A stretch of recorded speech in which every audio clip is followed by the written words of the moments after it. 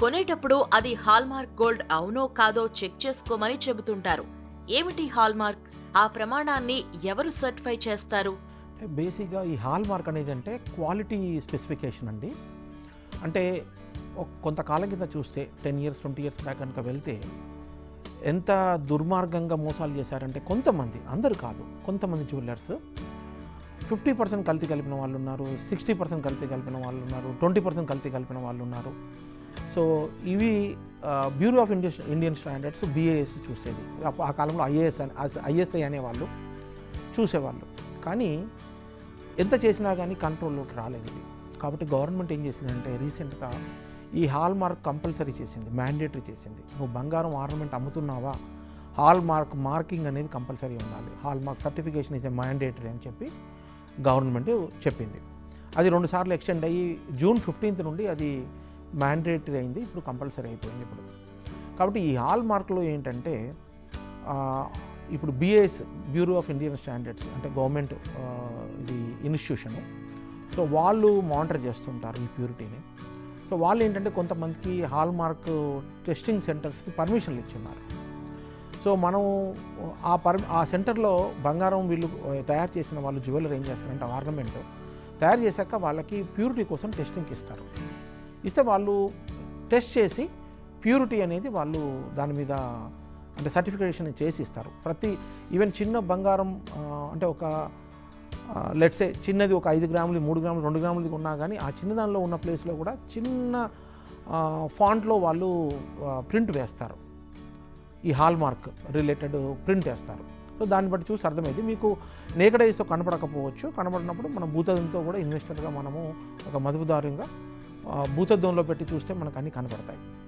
So దానిలో ఏముంటుందంటే ఏ jeweller కోసం అది హాల్ మార్కింగ్ చేయడం జరిగింది, సర్టిఫికేషన్ చేసాం అంటే ఆ జ్యువెలర్ పేరు వస్తుంది. తర్వాత ఎంత ప్యూరిటీ ఉంది, ప్యూరిటీ ఏంటి, 22 క్యారెటా ఏంటి ప్యూరిటీ అనేది కనపడుతుంది. తర్వాత బ్యూరో ఆఫ్ ఇండియన్ స్టాండర్డ్స్ వాళ్ళది కూడా ఉంటుంది. తర్వాత హాల్ మార్క్ ఎక్కడ జరిగింది, ఏ టెస్ట్ సెంటర్లో జరిగింది, వాళ్ళది కూడా ఉంటుంది. ఇలా అంటే ఆ టెస్టింగ్కి సంబంధించిన సర్టిఫికేట్ సంబంధించిన అంతా కూడా డీటెయిల్స్ మన ఆర్నమెంట్ పైనే ఉంటుంది. సో అది చూస్తే డెఫినెట్గా ఇది హాల్ మార్క్ అయ్యి ఉంది అనేది ఒక ఇన్వెస్టర్కి ఈజీగా తెలిసిపోతుంది. కాబట్టి ఈ ప్యూరిటీ ఇష్యూస్ సాల్వ్ చేయడానికి this is the best solution government identify చేసింది. సో దీని మూలాన ఏంటంటే హాల్ మార్కింగ్ సర్టిఫికేషన్ అవుతుంది. దాన్ని మొత్తం అంతా కూడా ప్రింట్ వేసి దాని మీదే ఆర్నమెంట్ మీదే ఒక పక్కన వెనక వైపు చిన్నగా వేస్తారు. ఈ వేసినప్పుడు మనకి క్లారిటీతో మనకు తెలిసిపోతుంది ఇది హాల్ మార్క్ గోల్డ్ అని తెలుస్తుంది. లేకపోతే హాల్ మార్క్ కాని బంగారం కూడా హాల్ మార్క్ పేరుతో మనకు అమ్మొచ్చు. సో కాబట్టి ఆ ప్రాబ్లం లేకుండా ప్యూరిటీ ఉంది, హాల్ మార్క్ అయిపోయింది, సర్టిఫికేషన్ ఇది బంగారం మీదనే ఉంటుంది. సో దాన్ని బట్టి మనకు తెలిసిపోతుంది. సో ఏ జ్యువెలర్ది ఇది అని కూడా తెలిసిపోతుంది, ఏ హాల్ మార్క్ టెస్టింగ్ సెంటర్లో జరిగింది తెలిసిపోతుంది. సో ప్యూరిటీ తెలిసిపోతుంది. తర్వాత bureau of Indian standard stamp ఉంటుంది, BIS వాళ్ళ ఇన్స్ట్రక్షన్స్ ప్రకారం చేస్తున్నారనేది కూడా తెలిసిపోతుంది. ఇవన్నీ కూడా దానిలో మనకి ఉంటాయండి. So this a wonderful method అండి గవర్నమెంట్ ఇంప్లిమెంట్ చేసింది ఇప్పుడు. సో దీనివల్ల చిన్న షాప్లో కొన్నా పెద్ద షాప్లో కొన్నా ఈరోజు భయపడాల్సిన అవసరం చాలా వరకు లేదని చెప్పొచ్చు. సో ఏమైనా కొత్త రకాల మోసాలు కనుక్కుంటారా జ్యువెలర్స్ మనకు తెలియదు, అది చూడాలి, time only will tell us.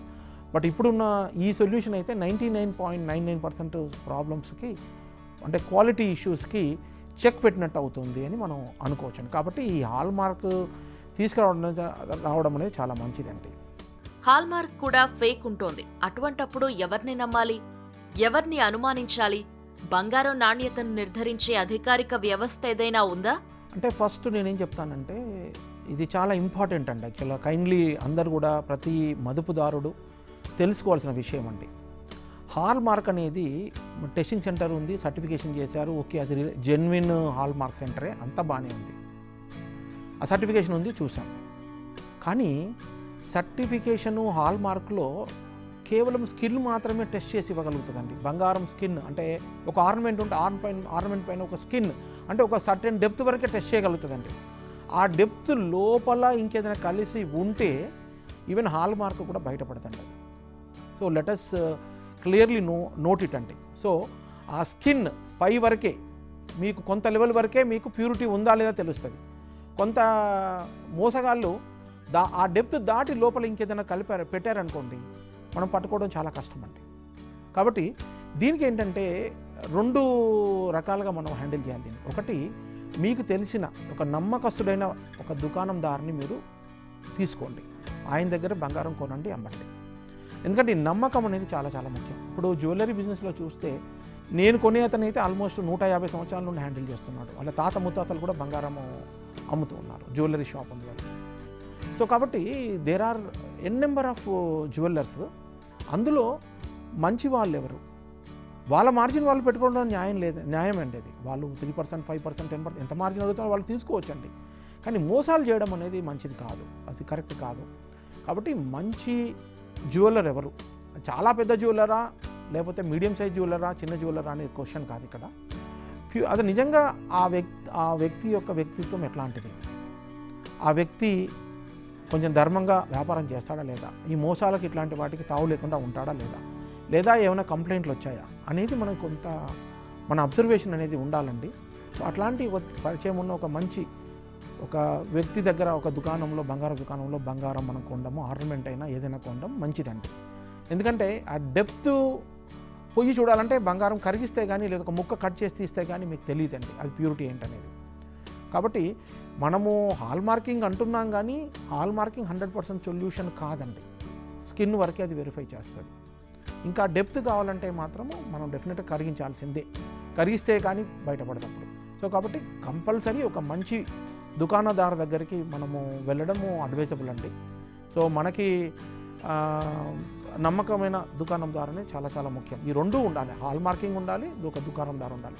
తర్వాత మనం బంగారం ఆర్నమెంట్ మనం కొన్నాక తెలిసిన దుకాణదారు అయినా కానీ మనం కావాలంటే ఆయన ఏ టెస్ట్ సెంటర్లో చేశారో ఆ టెస్ట్ సెంటర్కి వెళ్ళకుండా ఈ కాలంలో ఎంత నామినల్ అమౌంట్ అండి, 50 రూపాయలు 100 రూపాయలు తీసుకొని టెస్టింగ్ సెంటర్స్ ఉన్నాయి, వేరే టెస్టింగ్ సెంటర్కి వెళ్ళి అక్కడ మనము టెస్ట్ చేసుకోవచ్చు. వాళ్ళు మనకి సర్టిఫికేట్ ఇస్తారు, ప్యూరిటీ ఏంటని కూడా ఇస్తారు. సో ఈ 3 చేయడం మంచిదండి. ఒకటి హాల్ మార్కింగ్ ఉందా లేదో చూసుకోవడము, రెండోది నమ్మకమైన దుకాణదారు దగ్గరికి వెళ్ళడము, మూడోది మనం కావాలంటే బయట చిన్న క్వాంటిటీ చిన్న 2 గ్రాములు 3 గ్రాములు అంటే అవసరం లేదు. పెద్ద క్వాంటిటీ కొన్నాము అనుకున్న బంగారం ఎక్కువ కొన్నామన్నప్పుడు కంపల్సరీ మీరు బయట ప్రైవేట్ దానిలో కూడా మీరు వెళ్ళి మీరు టెస్టింగ్ చేసుకోవచ్చు అండి. ప్రైవేట్లో టెస్టింగ్ సెంటర్స్ ఉన్నాయి.